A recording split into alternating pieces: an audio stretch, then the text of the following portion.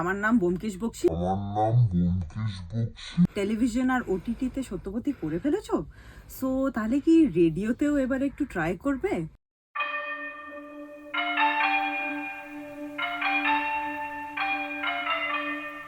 তুমি কেন রাজি হলে বলো তো? তোমার এতগুলো কাজ ছিল, তোমার এত শুটিং আছে, তুমি রাজিটা হলে কি করে? এই যে চা দেওয়ার জন্য ঢুকলে, একটা সিনে চা দিলে, একটা সিনে বিস্কুট দিলে, একটা সিনে তোয়ালে গুছিয়ে রাখলে, তুমি অডিওতে এই কাজগুলো করতে রাজি কেন হলে আগে আমাকে বলো। অগ্নি বলে আমাকে একজন ফোন করেছিলেন, উনি বললেন এরকম ব্যাপার, তুমি তো টেলিভিশন আর ওটিটিতে সত্যবতী করে ফেলেছো, সো তাহলে কি রেডিওতেও এবার একটু ট্রাই করবে? তো যেহেতু পারিবারিক সম্পর্কে এই যে ব্যোমকেশ, সত্যবতী, মিস মার্পল, ফেলুদা এইসব রয়েছে আমাদের ফ্যামিলিতে, তো আমি ভাবলাম সানডে সাসপেন্স এবং মির্চিও যেহেতু আমাদের ফ্যামিলি হয়, আমার মনে হলো এই ফ্যামিলি বন্ডটা আরো স্ট্রং করা উচিত, তাই জন্য আমি সত্যবতী করতে রাজি হয়ে গেলাম।